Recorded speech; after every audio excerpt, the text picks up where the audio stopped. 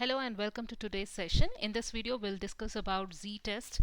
In the last video, we saw there are three types of hypothetical testing: z-test, chi-square test, and t-test.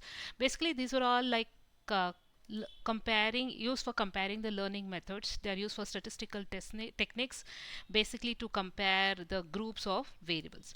So today's session will focus mainly on the z-test. It is basically a statistical hypothesis testing method. It is used to determine if there is a significant difference between the sample mean and the population mean. So you can also state that z-test is a statistical method for comparing the mean in a sample from a normally distributed population or between two independent samples. You can say that z-test is a statistical test to validate the hypothesis, basically to accept the hypothesis or reject the hypothesis when the data is normally distributed. Now there are three steps in the z-testing. The first step is you have to state the null hypothesis, that is H0, and alternative hypothesis, that is H1. The second step is you have to perform statistical test, and in the third step you accept and reject the null hypothesis.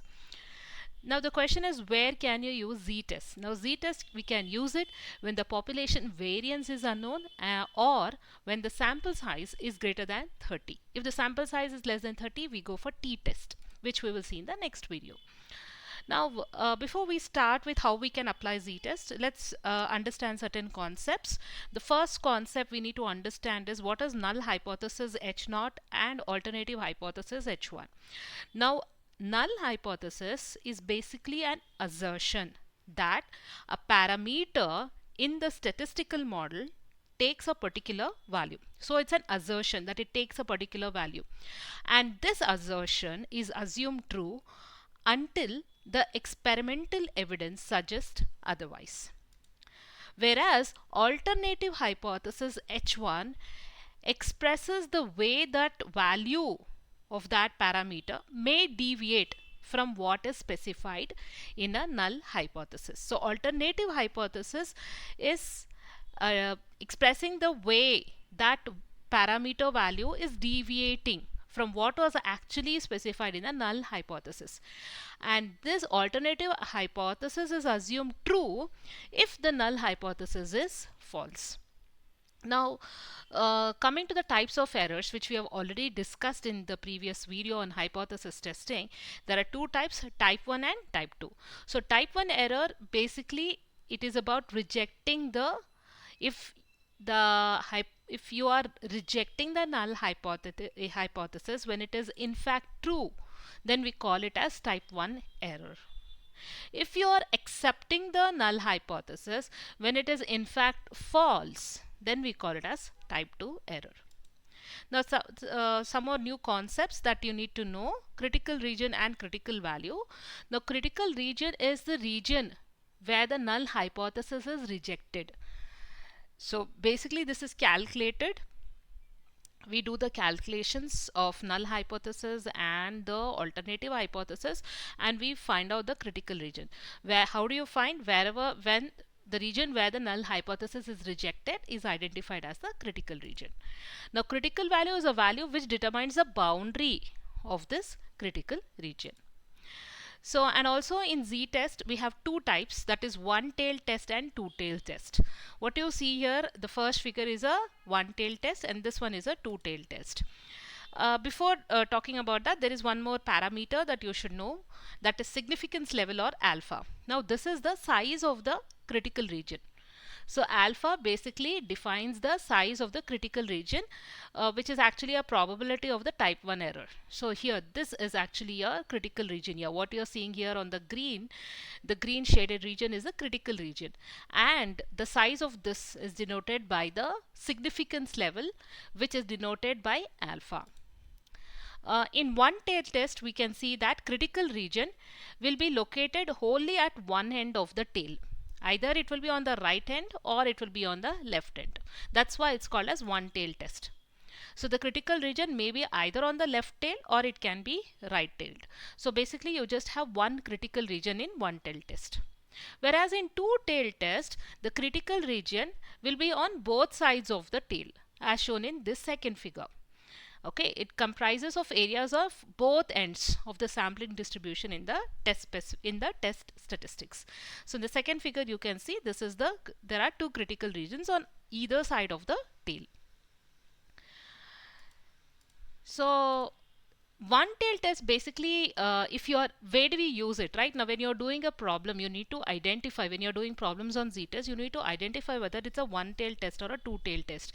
So how do you identify? See, in the problem, if the probability of a value is greater or less than a certain value, then it's a one tail test. Okay, if a value is greater or lesser than a certain value, so it's a comparison of one value with another value, so it's a one tail test. Okay, so or maybe the tests are prepared for a parameter for a single population. If you're doing it for a single population of data set, then it's a one tail test. But if you are doing it for two populations, right, the test you're doing is for two different populations, then it is a two tail test.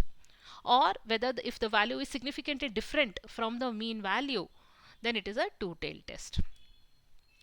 So this figure here on the top, this shows the left tail test and this is a right tail test. And now these two are examples of one tailed z test.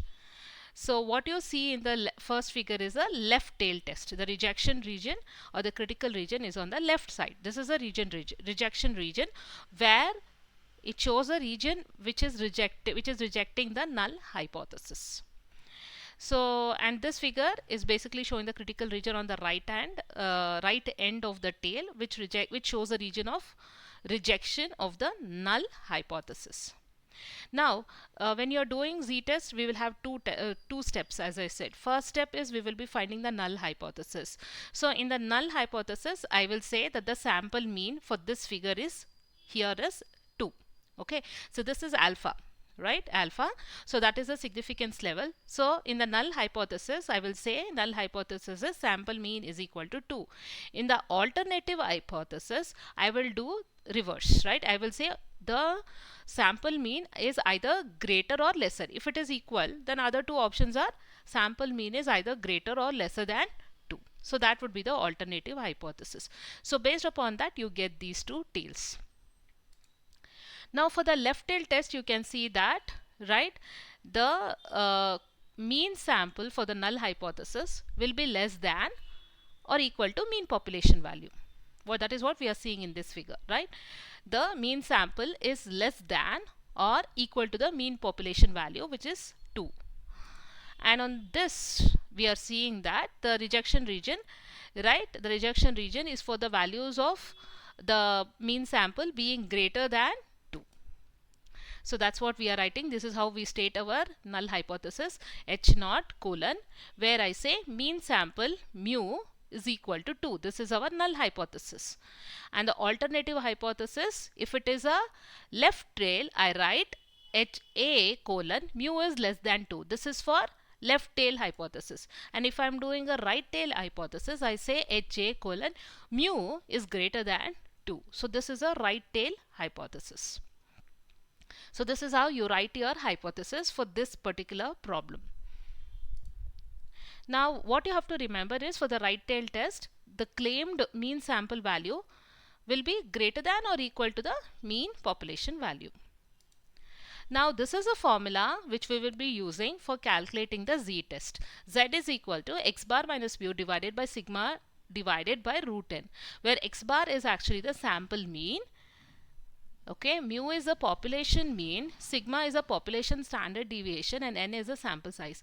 Now for students who are referring the reference book, the main book of machine learning, there is a mistake in the textbook. So please remember this. X bar, they have mentioned that it is a value of the data set. It is not the value, it is actually the sample mean. Okay, because z-test is basically doing a comparison between the sample mean and the population mean. So definitely it has to be a difference between the sample mean and population mean. So please remember, there is a mistake. Correct the mistake. X bar here is the sample mean minus the population mean. Okay, so this is a formula you need to remember for the problems. And when you're doing the problems, which I will be doing in the next video, you will need to know this formula and you need to refer the Z table, right? So this is a Z table which should be provided if you're getting problems. If you're not getting a Z table in the exam, probably what you can do is, and if the alpha value, the significance value is also not given, just assume. Take the alpha value or significance value of 0.5, and for 0.05, right, the Z score is, you can see this is a Z value for 0.05, the Z score is here, so 1.64. so Z score will be in between these two values, 0.0505 and 0.0495. so this Z table should be given. We will discuss this in the problem. And before we start with the problem, you should also know one more concept called as confidence intervals, so which we have discussed in the last video. So just to quickly revise, confidence interval, so basically it tells about the acceptance or rejection of the hypothesis, and this is how you calculate. Confidence interval is 1 minus significant level. Significant level is nothing but alpha. So basically this is a range of values which indicates the location of the true mean, right? So it indicates the confidence of the result. So if suppose I say if the confidence level is 90%, so that means 90% of the chance that the true mean will lie within the range, and 10% there is a chance that the mean is not present. So if suppose in the question they have given the confidence interval, so based upon that you can use this table to find out the z-test. So this is one more data set that should be given. If you get a question regarding to calculation of z-test with confidence interval, this table should be used.